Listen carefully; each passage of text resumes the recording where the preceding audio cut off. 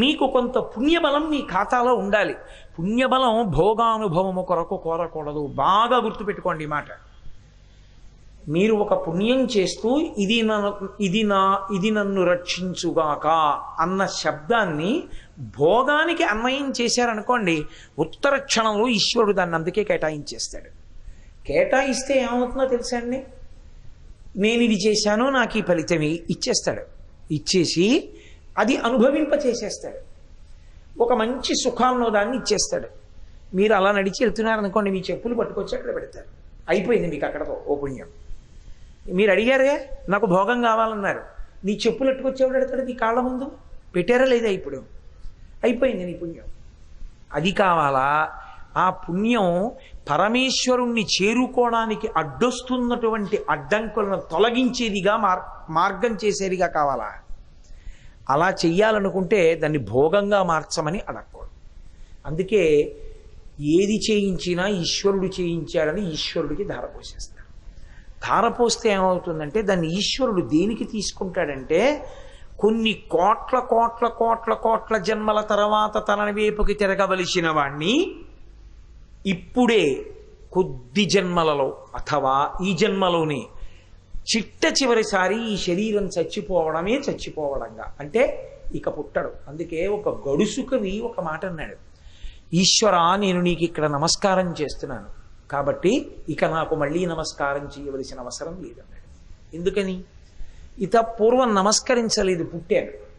ఇప్పుడు నమస్కరించాను కాబట్టి పుట్టాను, కాబట్టి ఇంకోసారి నమస్కారం చేయాలి. ఒక్కసారి నమస్కారం చేస్తేనే ఎంత ఫలితం ఉంటే కాశీపట్టణం వచ్చిన వాడికి. మీకు ఇంకొక మాట చెప్తున్నాను, కాశీపట్టణమునందు దక్షిణాయనం లేదు. లోకం అంతటికీ కాలము రెండుగా విభాగం అవుతుంది, ఉత్తరాయణం దక్షిణాయనం అని. ఒక్క కాశీపట్టణానికి మాత్రం దక్షిణాయనము లేదు. ఎందుకో తెలుసా అండి? దక్షిణాయనము సాధనా కాలము. దక్షిణాయనంలో చచ్చిపోయాడండి వాడు దురదృష్టం అంటారు. దక్షిణాయనంలో చచ్చిపోతే దురదృష్టం అని ఎందుకంటారో తెలుసా? రేపు ఎంసెట్ ఉండగా ఇవాళ టైఫాయిడ్ వచ్చింది అనుకోండి, ఏమిటో పాప ఆయన దురదృష్టం అంతా బాగా చదువుకున్నాడు పిల్లాడు, రేపు ఎంసెట్ అంటే ఇవాళ టైఫాయిడ్ ఏమిటి అంటారు. అంటే రాయవలసినది వ్రాయలేడు. దక్షిణాయనమునందు మరణం అంటే ఉపాసన చేయవలసిన కాలంలో శరీరం లేకుండా పోయింది.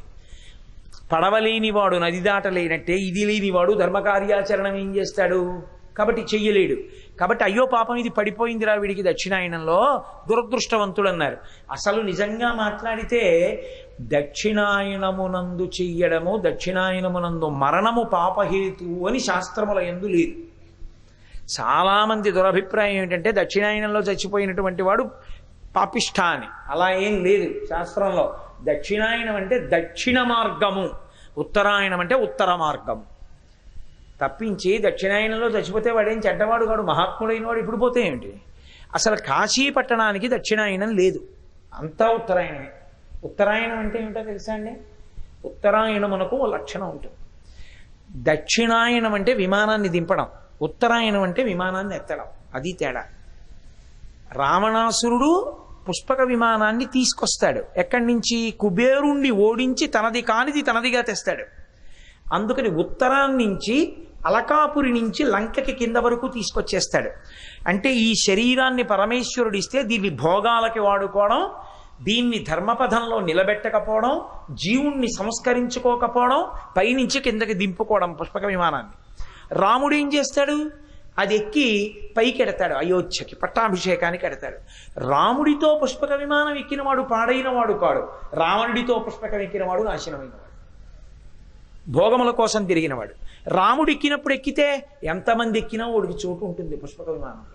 అంటే ఎంతమంది మోక్షం పొందినా అయిపోయే సీట్లని ఉండదు, సాధన చేసుకుంటే ఇంకోడు వస్తాడు. ఇప్పుడు అది ఉత్తర దిక్కుగా వెడుతుంది, పైకి ఎడుతుంది. ఉత్తర దిక్కుగా పైకి వెళ్ళి అయోధ్యలో పట్టాభిషేకం, శ్రీరామ పట్టాభిషేకం. శ్రీరామ పట్టాభిషేకానికి వానరములే నీళ్లు తీసుకొచ్చాయి, నదుల నుంచి సముద్రముల నుంచి జలములు.